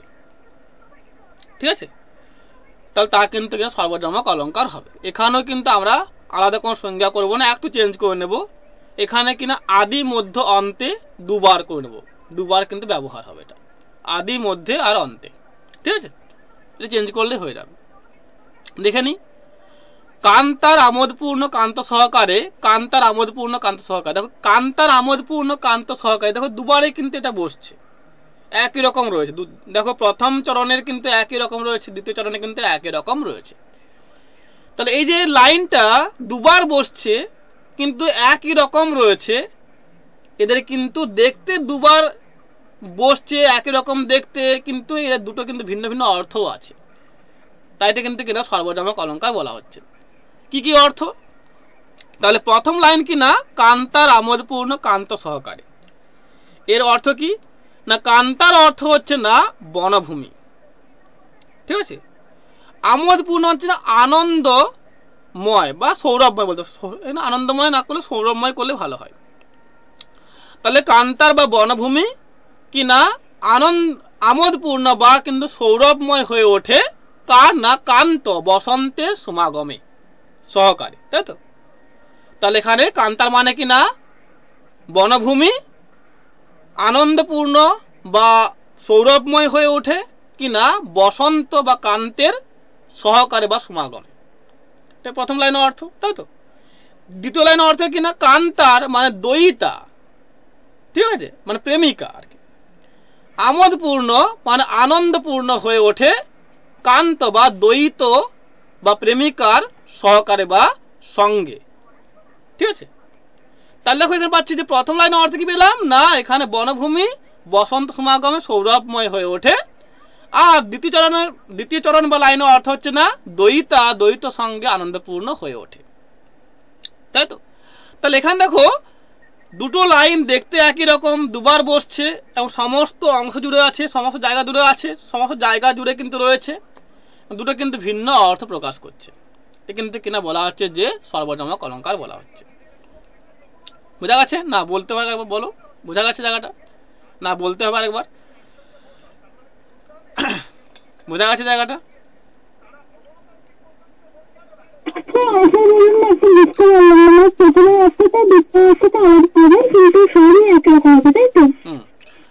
কি বললাম দেখো, এখানে দুটো লাইন কিন্তু দেখতে একই রকম, দুবার বসছে, তাই তো, এবং সমস্ত জায়গা জুড়েই কিন্তু এর একই রকম রয়েছে, তাই তো, কিন্তু এদের দুটো কিন্তু ভিন্ন ভিন্ন অর্থ রয়েছে। কি কি না, প্রথম লাইনের অর্থ হচ্ছে না বনভূমি বসন্ত সমাগমে সৌরভময় হয়। দ্বিতীয় লাইনের অর্থ কি না দ্বৈত সঙ্গে আনন্দপূর্ণ হয়। ঠিক আছে, তাহলে এই যে বিষয়টা সমস্ত অংশ জুড়ে কিন্তু একই রকম দেখতে লাগছে, দুটো লাইনকে বা বাক্যকে কিন্তু দুটো ভিন্ন ভিন্ন অর্থ প্রকাশ করছে, এটা কিন্তু কিনা সর্বজমক অলঙ্কার হবে, অন্য কিছু নয়। ভালো করে বুঝে রাখো যে এখানে দুটো বাক্য বা চরণ বা লাইন কিন্তু দেখতে একই রকম হবে এবং ওদের কিন্তু দুটো কিন্তু ভিন্ন ভিন্ন অর্থ হবে। আগে কি পাচ্ছি না, আগে কিন্তু দুটো শব্দ পাচ্ছিল, এখানে দুটো বাক্য বা চরণ হবে। মনে রাখবে ভালো করে, আগে দুটো শব্দ পাচ্ছিলাম, এখানে দুটো বাক্য বা চরণ কিন্তু ভিন্ন ভিন্ন অর্থ প্রকাশ করবে আর দেখতে একই রকম হবে। আগে কিন্তু দুটো শব্দ কিন্তু দেখতে একই রকম হতো, দুটো ভিন্ন ভিন্ন অর্থ প্রকাশ করতে, এখানে কিন্তু দুটো লাইন বা চরণ কিন্তু দেখতে একই রকম হবে এবং দুটো ভিন্ন ভিন্ন অর্থ প্রকাশ করবে। ঠিক আছে, তাহলে তা কিন্তু সর্বজমক অলঙ্কার হয়ে যাবে। বোঝা গেছে? বোঝা গেছে? হ্যাঁ, চলো। তো দেখো এর বাইরেও কিছু আছে যেটা অনেকেই কিন্তু বলে না, বা অনেকেই বলে আবার, যে তা হচ্ছে কি না, তা হচ্ছে সার্থক যমক আর নিরর্থক যমক। সার্থক মানে কি? যেখানে দুটো এই যে ভিন্ন ভিন্ন যে শব্দ বসছে, দুবার বসছে, তার অর্থগুলো ভিন্ন ভিন্ন রূপে কিন্তু সার্থকভাবে প্রকাশ পাবে। আমি বলে দিই, এই যে বাক্যের মধ্যে দুটো কিন্তু একই রকম দেখতে শব্দ দুবার বসছে, তার কিন্তু দুটো ভিন্ন ভিন্ন অর্থ কিন্তু প্রকাশ পাবে, তাকে সার্থকভাবে কিন্তু হলে তা কিন্তু সার্থক যমক হবে। তা যখন দুটো একই রকম দেখতে শব্দের দুটো ভিন্ন ভিন্ন অর্থ সার্থকভাবে কিন্তু প্রকাশ পাবে, তা হচ্ছে সার্থক যমক অলঙ্কার হবে। আর যেখানে দুটো কিন্তু দেখতে একই রকম শব্দ কিন্তু একটা অর্থ প্রকাশ পাচ্ছে, এটা কিন্তু অর্থ প্রকাশ পাচ্ছে, তা কিন্তু নিরর্থক যমক হয়ে যাবে। আমি বলছি, যেখানে দুটো একই রকম দেখতে শব্দ দুবার বসছে এবং দুটো কিন্তু ভিন্ন ভিন্ন অর্থ সার্থকভাবে প্রকাশ পাচ্ছে, তা কিন্তু না সার্থক যমক অলঙ্কার হয়ে যাচ্ছে। আর যেখানে দেখা যাচ্ছে যে দুটো দেখতে শব্দ একই রকম কিন্তু একটা অর্থ প্রকাশ পাচ্ছে, এটা কিন্তু অর্থ প্রকাশ পাচ্ছে না, তা হচ্ছে নিরর্থক যমক হয়ে যাবে। ঠিক আছে, তাহলে একটা উদাহরণ দিয়ে বলি আমি। দাঁড়াও, একটা উদাহরণ দিয়ে দেখানো যেত তাহলে ভালো হতো, এখানে দেওয়া হয়নি। আমি আসছি, একটু দাঁড়াও, ওয়েট করে আমি বলে দিচ্ছি। একটা উদাহরণ দেখালে ভালো হতো।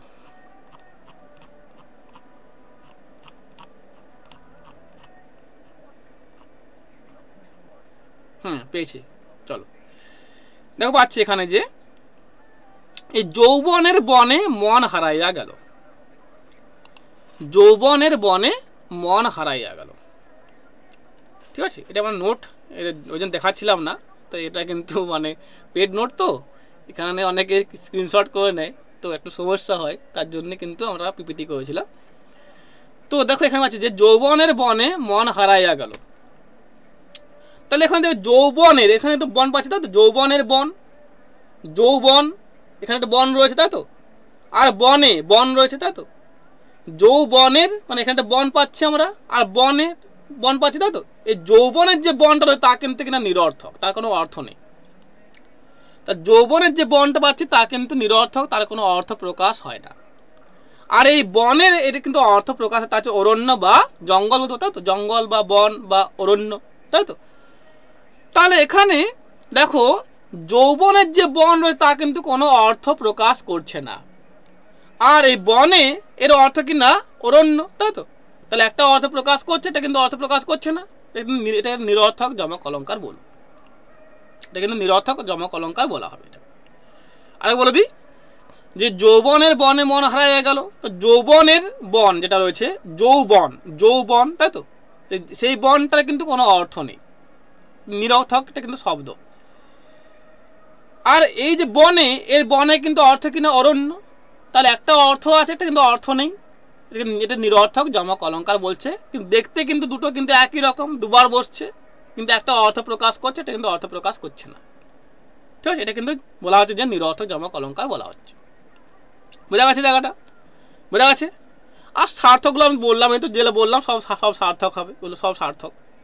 যেগুলো আমি তখন বললাম আগে, এর আগেটা, তখন সবগুলো কিন্তু সার্থক হবে ওগুলো। ঠিক আছে, বোঝা গেছে কি বললাম আমি? বোঝা যাচ্ছে? কোনো প্রবলেম আছে এখানে? কোনো প্রবলেম রয়েছে? কোনো প্রবলেম রয়েছে এখানে? কোনো সমস্যা বা কোনো প্রশ্ন রয়েছে? বুঝতে পারছেন বাকিরা? মৌ তো আমার ক্লাস বুঝতে পারে, বাকিরা বুঝতে পারছেন তো, নাকি প্রবলেম হচ্ছে? হ্যাঁ, তুমি তো পারো, তুমি তো ক্লাস করেছো, এরা তো অনেকে করেনি।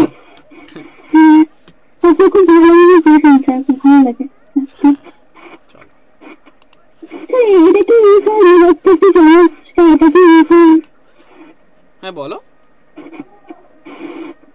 বলো।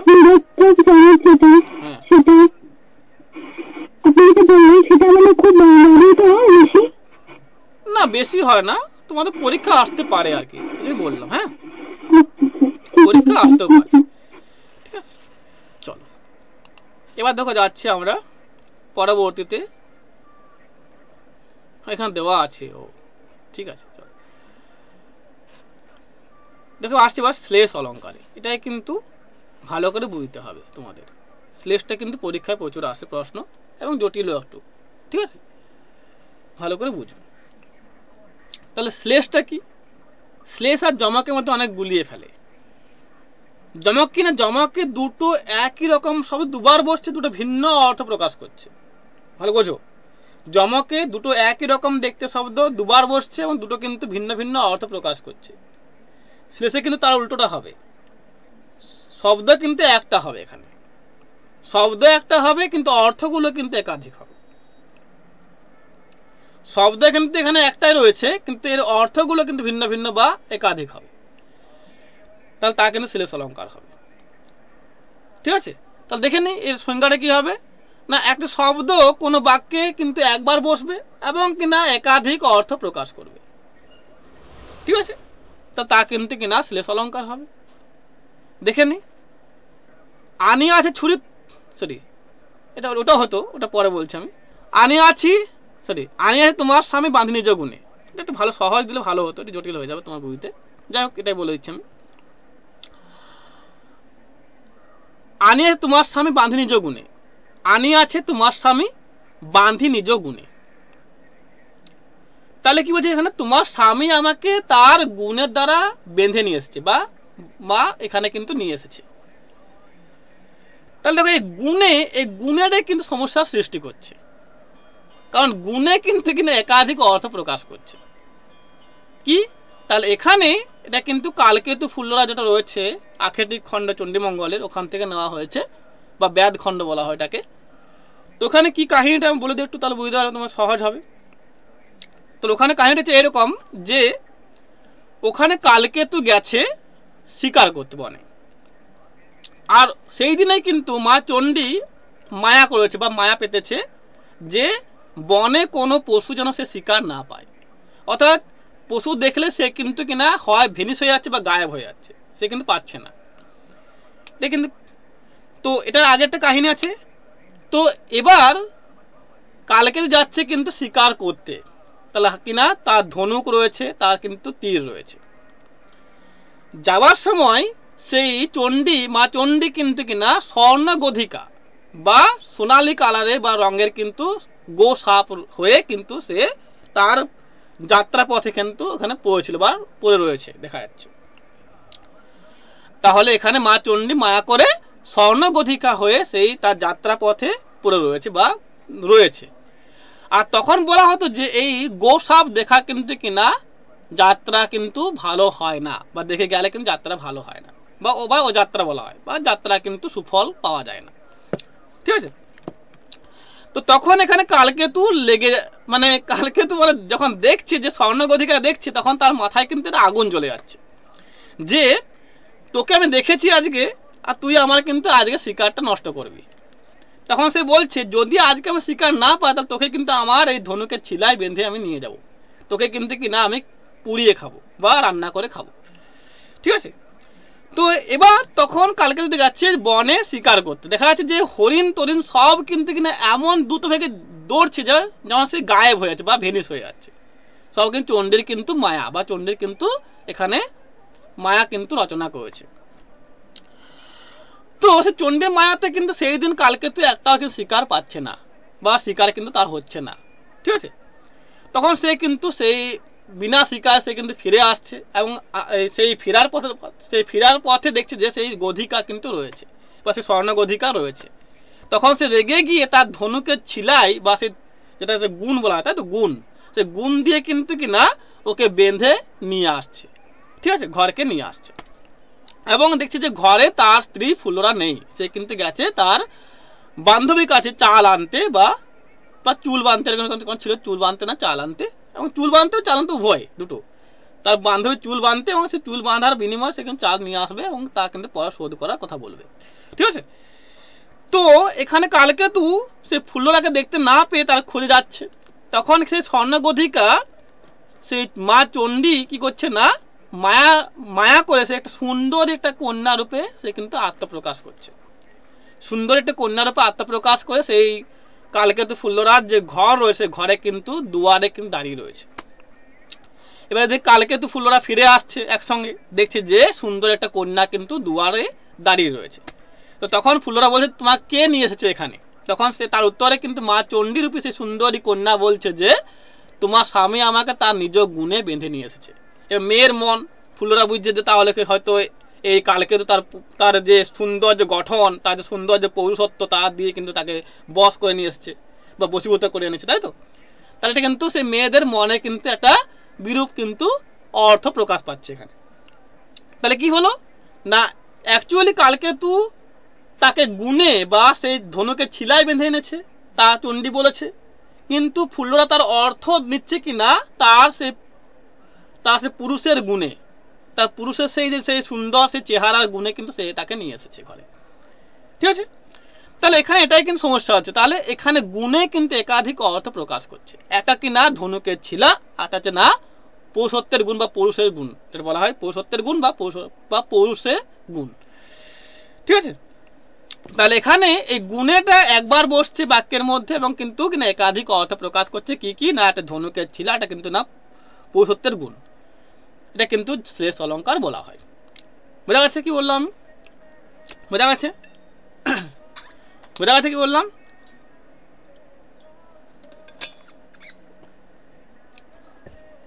বুঝতে পারছো না? যায়নি? এবার আছে না শ্লেষ অলঙ্কার দুটো ভাগ রয়েছে কিনা, অভঙ্গ আর সভঙ্গ। ঠিক আছে, তাহলে অভঙ্গ কিনা যা শব্দ ভেঙে হবে না, যা না ভেঙে হবে, তা হচ্ছে না অভঙ্গ। নয় ভঙ্গ, তাই তো? নয় ভঙ্গ অভঙ্গ। এখানে শব্দকে ভাঙতে হবে না, শব্দকে না ভেঙে কিন্তু দুটো মানে শব্দকে না ভেঙে একাধিক অর্থ পাওয়া যাবে। দুটো বলো না, দুটো বললে ভুল হয়ে যাবে, আমি বলে ফেলছিলাম আর কি, তাই আমি রুখে নিলাম। একাধিক হতে পারে, ঠিক আছে, তিনটেও হতে পারে, এখানে কোনো মানে দুটো হবে তার কোনো মানে নেই। ঠিক আছে, তাহলে এখানে শব্দকে না ভেঙে একাধিক অর্থ প্রকাশ পাবে, তা হচ্ছে না অভঙ্গ। সভঙ্গ কি না, যেখানে শব্দকে ভেঙে দুটো অর্থ প্রকাশ পাবে, তা হচ্ছে সভঙ্গ। আমি আসছি পরে। তাহলে মূলত সভঙ্গতে কি হয় না, একটার অর্থটা ভেঙে পাওয়া যায়, এটা কিন্তু অর্থটা কিন্তু না ভেঙে পাওয়া যায়। তাহলে একটা শব্দকে ভেঙে একটা অর্থ পাওয়া যাবে, আর শব্দকে না ভেঙে কিন্তু অর্থ পাওয়া যাবে, তা হচ্ছে তার সভঙ্গ বা সভঙ্গ শ্লেষ অলঙ্কার হবে। ঠিক আছে, মনে রাখবে। দেখে নি। তাহলে আসছি প্রথম আছে না অভঙ্গ শ্লেষ। অভঙ্গ মানে কি বললাম, যেখানে শব্দকে না ভেঙে দুটো বা একাধিক অর্থ পাওয়া যাবে। দুটো বলা হয়ে যাচ্ছে, এটা ভুল হয়ে হবে। হ্যাঁ, একাধিক করবে, হ্যাঁ তোমরা একাধিক করবে, দুটো বলো না। তাহলে কিনা এখানে শব্দকে না ভেঙে একাধিক অর্থ পালে বা পাওয়া গেলেই কিন্তু তা কিন্তু কিনা অভঙ্গ শ্লেষ অলঙ্কার হবে। দেখে নি। বাজে পুরবীর ছন্দে রবির শেষ রাগিনীর বিন। বাজে পুরবীর ছন্দে রবির শেষ রাগিনীর বিন। তা পুরবী দুটো অর্থ প্রকাশ হচ্ছে কিনা, একটা কিনা পুরবী, এটা কিন্তু রাগ বা রাগিনী বলতে পারো, আর কিনা পুরবী হচ্ছে কিনা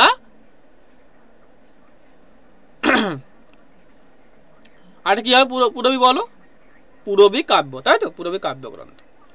তাহলে এখানে হ্যাঁ, তাহলে এখানে পুরবী দুটো অর্থ দিচ্ছে। কি কি, এটা হচ্ছে না পুরবী, কিন্তু এটা কোনো প্রবলেম হচ্ছে কি নেটওয়ার্কের? শুনতে পাচ্ছ না তোমরা? ঠিক আছে, চলো। তাহলে কি বলছি, এখানে পুরবী হচ্ছে দুটো অর্থ পাচ্ছে কিনা, দাঁড়াও, দুটো অর্থ হচ্ছে কি কিনা, একটা হচ্ছে তোমার পুরবী কিন্তু রাগ বা রাগিনী বলতে পারো, এটা কিন্তু তোমার কিন্তু না রবি ঠাকুর, এটা কিন্তু গ্রন্থ বা পুরবী কাব্যগ্রন্থ। আর রবি কিনা দুটো অর্থ পাচ্ছে, এটা রবি হচ্ছে সূর্য, এটা কিনা রবি ঠাকুর বা রবীন্দ্রনাথ ঠাকুর, তাই তো? তাহলে এখানে দেখো এই যে পুরবীটা একবার বসেছে, দুটো অর্থ প্রকাশ করছে কিনা, এটা হচ্ছে না রাগ বা রাগিনী, আর এটা না পুরবী কাব্যগ্রন্থ, যা কিন্তু রবীন্দ্রনাথ ঠাকুরের লেখা।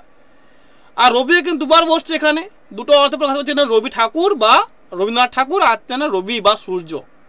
ঠিক আছে, তাহলে এখানে এটাই বলছে যে এই পুরবী আর রবি এখানে কিন্তু একবার করেই বসছে, কিন্তু শব্দকে না ভেঙে আমরা কিন্তু একাধিক অর্থ পাচ্ছি। আরে বলে দিই, এখানে পুরবী আর রবি এখানে একবার করেই বসছে, কিন্তু কিনা এই শব্দগুলোকে না ভেঙেই কিন্তু আমরা একাধিক অর্থ পাচ্ছি। এটাকে বলা হয় না অভঙ্গ শ্লেষ অলঙ্কার বলা হয়। এবার আসছি যে সভঙ্গ শ্লেষে আসছি, এটা ভালো করে বুঝবে, এটা কিন্তু একটু টাং টুইস্টার, ভালো করে বুঝতে হবে, হ্যাঁ, না হলে কিন্তু সমস্যা হবে। তো দেখো আসছি যে এখানে কিনা শব্দকে ভেঙে একাধিক অর্থ পাওয়া যাবে। তাহলে একটা অর্থ কিন্তু শব্দকে ভেঙে পাওয়া যাবে, একটা কিন্তু অর্থ কিন্তু শব্দকে না ভেঙে পাওয়া যাবে। একটা অর্থ শব্দকে ভেঙে পাওয়া যাবে, এটা কিন্তু অর্থ শব্দকে না ভেঙে পাওয়া যাবে। এই ক্ষেত্রে সভঙ্গ শ্লেষের ক্ষেত্রে দেখে নি, জগৎ টাকার বশ, তাহলে টাকারটাকে ভাঙবো আগে, ভাঙলে কি হয়, জগৎটা কার বশ, মানে জগৎটা কার বশীভূত বা কার কিন্তু বশে রয়েছে। তাহলে আমরা কিনা টাকারটাকে ভাঙছি, তাই তো, টা কার বশ, জগৎটা কার বশ। তাহলে এই টাকারটাকে ভাঙলে অর্থ হচ্ছে কিনা জগৎটা কার বশীভূত বা জগৎটা কার বশে রয়েছে বা কার অধীনে রয়েছে। আর যদি টাকাটা না ভাঙি তাহলে কি হবে না, জগৎ টাকার বশ, জগতের জন্য অর্থের বশীভূত, জগৎটা অর্থের বশীভূত। তাহলে পাচ্ছি কিনা যখন আর ভাঙছি তা কারটাকে, তখন কিনা অর্থ হচ্ছে কিনা জগৎটা কার বশীভূত বা কার অধীনে রয়েছে। আর যখন ভাঙছি না তখন কিনা তা অর্থ হচ্ছে না জগৎ টাকার বশ, মানে কিনা জগৎ টাকা মানে অর্থের বশ, অর্থের বশীভূত, তাই তো। তাহলে এখানে এটা সভঙ্গ শ্লেষ অলঙ্কার বলা হচ্ছে এটাকে, ঠিক আছে। এবার আসছে যে ব্রকোক্তি অলঙ্কার, এটা লাস্ট আজকে আমাদের বিষয়, ভালো করে একটু দেখবে। ব্রকোক্তি মানে কিনা বাঁকিয়ে বলা হবে বা ঘুরিয়ে বলা হবে বা ঘুরিয়ে ফিরিয়ে বলা হবে, ঠিক আছে। তাহলে যখন কোনো কিছু কথা সোজাভাবে না বলে ঘুরিয়ে বলা হয় তখন তার জন্য ব্রকোক্তি অলঙ্কার হবে। তাহলে ব্রকোক্তি জীবিতম গ্রন্থে কিন্তু কুন্তক কিন্তু এর বিষয়ে আলোচনা করেছেন। আমরা যখন পড়াবো ওই ভারতীয় কাব্য তখন কিন্তু বলবো সব কিছু, ওগুলো কিন্তু এখানে আর বলছি না, সময় নষ্ট হবে, ঠিক আছে, এগুলো কিন্তু আসবে না। তিনি বলছে যে ব্রকোক্তি কাব্য জীবিতম, ঠিক আছে। তাহলে আর কিন্তু ব্রকোক্তিরেব ভণিত, দাঁড়াও, ব্রকোক্তিরেব কাব্য ভণিত রুচতে, এরকম কিন্তু বলা হয়, একটা কিন্তু শব্দ রয়েছে, আমি মনে পড়ছে না এই সময়। তাহলে ব্রকোক্তিরেব কাব্য ভণিতি রুচতে, এরকম একটা ছিল একটা কিন্তু শব্দ বা একটা কিন্তু শ্লোক রয়েছে। না, তিনি বলেন যে ব্রকোক্তি জন্য কিন্তু কিনা কাব্যটা আমাদের রুচি বা রুচি বোধ হয় বা আমাদের কিন্তু মনে একটা আগ্রহ জাগায়, ওটা আকর্ষণ আনে। তাহলে তার কথা মতো যদি আমরা কোনো কথা কি বলি না ডাইরেক্টলি বলে দিই তাহলে তা কিন্তু আমাদের মনে কোনো আকর্ষণ আনবে না, কোনো কিন্তু কি না, কোনো কিন্তু কি বলবো আগ্রহ আনবে না। আর যখন কোনো কথা যদি বাকিয়ে বলি তাহলে তা কিন্তু আমাদের মনে আকর্ষণ জাগাবে বা একটা কিন্তু আগ্রহ আনবে। তিনি বলছেন এটা, ঠিক আছে। তাহলে এটাই তিনি বলছেন যে ব্রকোক্তিরেব কাব্য ভণিতি রুচতে, তিনি বলা হচ্ছে, তিনি বলছেন এখানে। মানে কি সহজ করে বললে তার কথা মতো যে কোনো বিষয়, ঠিক আছে, মানে আমাদের এখানে ডাইরেক্ট লাইনে গেলে কিন্তু তা কিন্তু শুনতে ভালো লাগবে না, কিন্তু কর্ড লাইনে গেলে তা কিন্তু শুনতে মধুর হবে বা তা কিন্তু শুনতে কিন্তু মাধুর্য সৃষ্টি করবে, ঠিক আছে। তাহলে ঠিক এখানেও সে মাধুর্য সম্পাদনের ক্ষেত্রে আলংকারিক বা কবি বা সাহিত্যিক কখনো কখনো কোনো শব্দকে ঘুরিয়ে বলেন বা বাঁকিয়ে বলেন। তাহলে এই বাঁকিয়ে বলাটা কিন্তু ব্রকোক্তি বলা হচ্ছে এখানে, ঠিক আছে। তো এখানে দেখা যাচ্ছে যে কে ছেড়ে পদ্মের পর্ণ, তাহলে বলতে পারতো এখানে যে পদ্মের পাতা কেউ ছেড়ে না বা পদ্মের পাপড়ি, পাতা হবে না পাপড়ি হবে, সরি। তাহলে এখানে পদ্মের পাপড়ি কেউ ছেড়ে না, ঠিক আছে। তাহলে এখানে তিনি বলছেন যে ঘুরিয়ে দিলেন যে কে ছেড়ে পদ্মের পর্ণ, ঠিক আছে, মানে শুনতে কিন্তু আরো মধুর হলো, আরো কিন্তু সুন্দর হলো। যদি বলতেন তিনি যে পদ্মের পাপড়ি কেউ ছেড়ে না তা কিন্তু শুনতে অতটা ভালো লাগতো না। তিনি বলছেন যে ওই যে ব্রকোক্তিরেব কাব্য ভণিতি রুচতে, তাই তো। তাহলে তা কিন্তু রুচি হচ্ছে এই জন্যই কারণ এখানে কবি বিষয়টাকে বাঁকিয়ে বলেছেন বা ঘুরিয়ে বলেছেন, ঠিক আছে। যদি সরাসরি বলো তাহলে তা কিন্তু ভালো লাগতো না, এটাকে ব্রকোক্তি অলঙ্কার বলা হচ্ছে, ঠিক আছে। বোঝা গেছে জায়গাটা, বোঝা গেছে। এবার আছে ব্রকোক্তি ভাগ রয়েছে কাকু আর শ্লেষ ব্রকোক্তি। কাকু মানে কিনা যেখানে শুধুমাত্র বাকিয়ে বলা হবে, ভালো বুঝে নাও। কাকু মানে যেখানে শুধুমাত্র বাকিয়ে বলা হবে, কোনো কিন্তু একাধিক অর্থ রেখে বলা হবে না। যেখানে কেবলমাত্র বাকিয়ে বলা হবে কিন্তু কোনো একাধিক বা বিভিন্ন অর্থ রেখে বলা হবে না, তা হচ্ছে না কাকু ব্রকোক্তি। আর শ্লেষ ব্রকোক্তি মানে কিনা, শ্লেষ মানে কিনা বললাম আগে যে একাধিক অর্থ হবে, তাই তো? তাহলে শ্লেষ ব্রকোক্তি হবে তাই যেখানে বাকিয়ে বলা হবে কিন্তু একাধিক অর্থ রেখে বলা হবে। ভালো বোঝো কি বললাম? কাকুতে কি হবে না, বাকিয়ে বলা হবে কিন্তু একাধিক অর্থ রেখে বলা হবে না। আর শ্লেষে কি হবে না, শ্লেষ ব্রকোক্তি হবে না যেখানে বাকিয়ে বলা হচ্ছে কিন্তু একাধিক অর্থ রেখে বলা হচ্ছে, ঠিক আছে? তা হচ্ছে না শ্লেষ ব্রকোক্তি। দেখে নি, তাহলে আগেরটা কিন্তু কাকু হয়ে গেছে বললাম, কে ছেড়ে পদ্মের পর্ণ, ঠিক আছে? এখানে কিন্তু কোনো কিন্তু একাধিক অর্থ রেখে বলা হচ্ছে না। আর দেখবো কিটা না, শ্লেষটা দেখে নেবো, তাহলে আমাদের হয়ে যাবে আজকে। তাহলে শ্লেষ ব্রকোক্তি দেখে নিই আমরা। এখানে প্রশ্নকর্তা প্রশ্ন করছেন যে বিপ্র হয়ে সুরাসক্ত কেন মহাশয়? মানে প্রশ্নকর্তা প্রশ্ন করেছেন যে তুমি ব্রাহ্মণ হয়ে মশাই কেন মদ্য পান করছেন বা মদে কিন্তু আসক্ত রয়েছেন বা ডুবে রয়েছেন। বলছে আপনি ব্রাহ্মণ হয়ে কেন মদে ডুবে রয়েছেন বা আসক্ত হয়ে রয়েছেন মশাই, এটা বলা হচ্ছে। কিন্তু সেই যাকে প্রশ্ন করা হচ্ছে সে ভাবছে কি না সুরাসক্ত হয়ে, সুর মানে কিনা দেবতা ভাবছে। যাকে তিনি প্রশ্নটা করেছেন সে কিন্তু সুরের অর্থ কিন্তু অন্য নিচ্ছে, সে ভাবছে যে দেবতা বলা হচ্ছে এখানে। এবং তিনি বলছেন যে সুর না সেবিলে তার কিসে মুক্তি হয়, অর্থাৎ দেবতাকে সেবা না করলে তার কিসে মুক্তি লাভ হবে। তাহলে এখানে প্রশ্নকর্তা বললে না করতে বাকি বলেছেন এখানে, কারণ এখানে প্রশ্নকর্তা বলতে চাচ্ছেন যে আপনি ব্রাহ্মণ হয়ে মশাই মদ পান করবেন না বলে হতো, তাই তো? তিনি বলতে পারছেন যে এখানে আপনি ব্রাহ্মণ হয়ে মশাই মদ খাবেন না বা মদ পানে কিন্তু আসক্ত হবেন না, কিন্তু তা বলেনি। এর ঘুরিয়ে বলছে যে বিপ্র হয়ে সুরাসক্ত কেন মহাশয়, তাই তো? কিন্তু এখানে প্রশ্নকর্তা সুরা বলতে কিন্তু কি না মদ বলেছেন। সুরা বলতে এখানে মদ বলা হয়েছে, কিন্তু যে উত্তর দিচ্ছে তিনি কিন্তু এটাকে ঘুরিয়ে বলছেন যে সুর না সেবিলে তার কিসে মুক্তি হয়। তিনি বলতে পারছেন যে দেবতাকে সেবা না করলে তার মুক্তি হয় না, কিন্তু বললেন তিনি তা কিন্তু বলছেন না, তিনি তা বললেন না। তিনি বলছেন যে সুর না সেবিলে তার কিসে মুক্তি, মানে বাকিয়েই বলছেন। কিন্তু এখানে তিনি সুরটার অর্থ কি করছেন না, দেবতা করে দিচ্ছেন। তাতে বললাম যে এখানে বাকিয়ে বলা হবে, প্রশ্নকর্তাও বাকিয়ে বলবেন, উত্তরদাতাও কিন্তু বাকিয়ে বলবেন, কিন্তু কিনা একাধিক অর্থ রেখে বলবেন, ঠিক আছে? তাহলে প্রশ্নকর্তা কি অর্থ করছে না মদ অর্থ করছে সুরার, তাই তো? এখানে উত্তরদাতা কিন্তু সুর অর্থ কিন্তু দেখছে দেবতা ধরে নিচ্ছে, কিন্তু উভয় ক্ষেত্রে বাকিয়ে বলা হচ্ছে কিন্তু একাধিক অর্থ রেখে বলা হচ্ছে, শ্লেষ রেখে বলা হচ্ছে।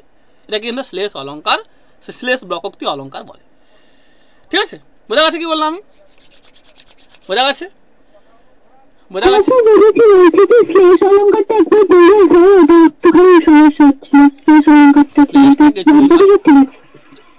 শ্লেষটা হচ্ছে যেখানে একটা শব্দ একাধিক অর্থ প্রকাশ করবে, ঠিক আছে?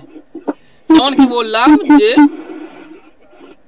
একটা উদাহরণ দিয়ে বলে দিই, আমি অন্য উদাহরণ দিয়ে, তা তোমার সহজ হবে। দাঁড়াও একটু ওয়েট করো, আমি বলে দিচ্ছি। ওটা তোমার একটু টাফ হয়ে গেলে বুঝতে পারছি আমি বলেছি, দাঁড়াও একটু ওয়েট করো। হ্যাঁ,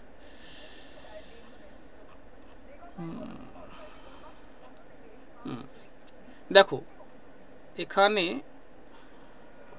হ্যাঁ পেয়েছি,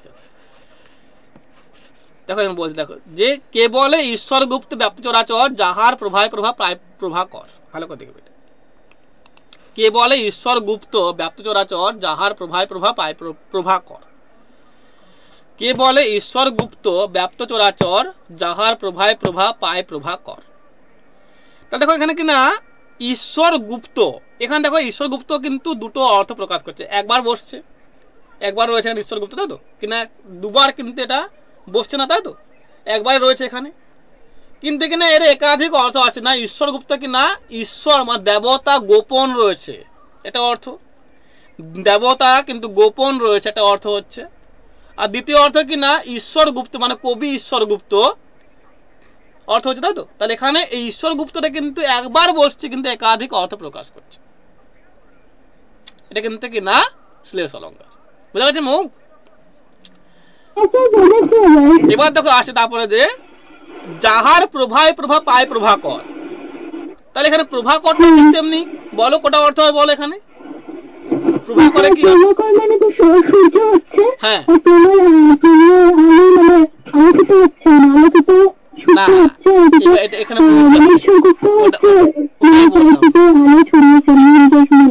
ওটাই বললাম আমি বলে দাও বলি তোমাকে এখানে ভাবটাকে বুঝতে হবে। এখানে কিন্তু ওই প্রভাকর কার কিন্তু পত্রিকা সংবাদ প্রভাকর কার পত্রিকা তাহলে এখানে প্রভাকর সূর্য একটা অথবা কিনা সংবাদ প্রভাকর পত্রিকা ঠিক আছে।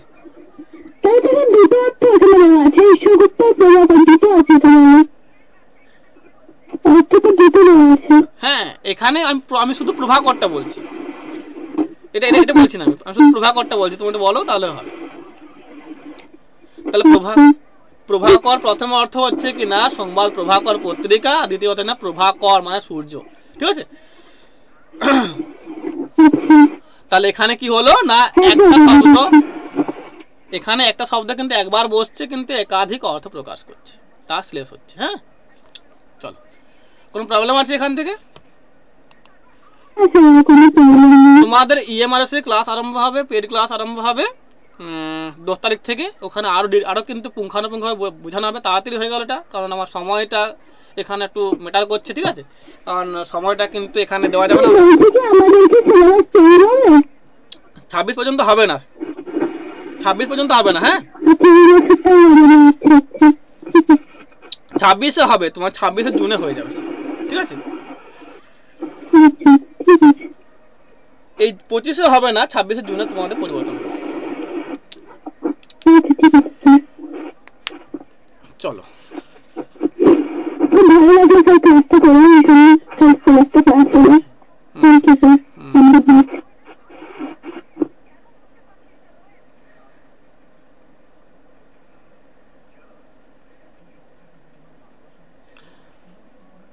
শুভ ঘোষ বোঝা গেছে সুপর্ণা বারিক বোঝা গেছে পুতুল পাত্র অর্পিতা মাইতি সব প্রবলেম নেই তো কোনো? হ্যাঁ ঠিক আছে চলো তো রাখলাম। হ্যাঁ এখানে রাখলাম। শুভরাত্রি সকলকে ভালো থাকো ভালো করে পড়ো। তোমাদের তো নেট পরীক্ষা সামনেই 6 তারিখে দিয়েছে না ডেট 6 তারিখে দিয়েছে না ডেট তোমাদের নেট পরীক্ষার। ভালো করে পড়ো ঠিক আছে। আর সময় তো সেরকম নেই তোমরা একটা রিভাইজ দাও এখন নতুন কিছু করতে যেও না রিভাইজ দাও রিভাইজ দিয়ে পরে কিন্তু যেগুলো হয়েছে রিভাইজ দাও ঠিক আছে। নতুন করতে গেলে আর সেই সময়ের মধ্যে হবে না ওপর চাপ হয়ে যায় চাপ হয়ে গেলে কিন্তু কিনা বেশি মানে বেশি কিন্তু সমস্যা ক্রিয়েট করে। নতুন পড়তে গেলে কি হবে না পুরোনো হলে তুমি ভুলবে আস্তে আস্তে আর কিন্তু কিনা চাপ একটা হবে চাপে কিন্তু তোমার কিন্তু আবার সব কিন্তু গোলমাল হবে বেশি। তাই তোমার যেখান থেকে হয়েছে নতুন কিছু আরম্ভ করতে যেও না যেগুলো হয়েছে বলে রিভাইজ দাও আর মক টেস্ট প্রচুর পরিমাণ দাও মক টেস্ট ঠিক আছে। মক টেস্ট যেখানে পাচ্ছ ভর্তি হয়ে যাও খুব বেশি করে মক টেস্ট দাও ঠিক আছে। একটা আমরা কিন্তু টেস্ট নেব এখানে আমাদের টেস্টের কোয়ালিটি দেখানোর জন্য 100 নম্বরে নেওয়া হবে এই 2-1 দিন পরে আমি জানিয়ে দেবো ঠিক আছে। আমাদের অ্যাপের মাধ্যমে হবে অ্যাপটা তোমাদেরকে নিতে হবে ফ্রি হবে ফ্রি অফ কস্ট ঠিক আছে। তো অ্যাপটা নিয়ে নেবেন ঠিক আছে এবং ওখানে একটা কিন্তু 100 প্রশ্নে কিন্তু নেটের স্ট্যান্ডার্ডে কিন্তু প্রশ্নের পরীক্ষা হবে ঠিক আছে। ফ্রি হবে কোনো চাপের নেই কোনো পেড হবে না ওটা ফ্রি হবে। পেডেও কিন্তু হবে পেড কিন্তু কোর্স কিন্তু পরের থেকে আরম্ভ হবে এই কয়েকটা দিনের মধ্যে হবে না ঠিক আছে। চলুন রাখলাম।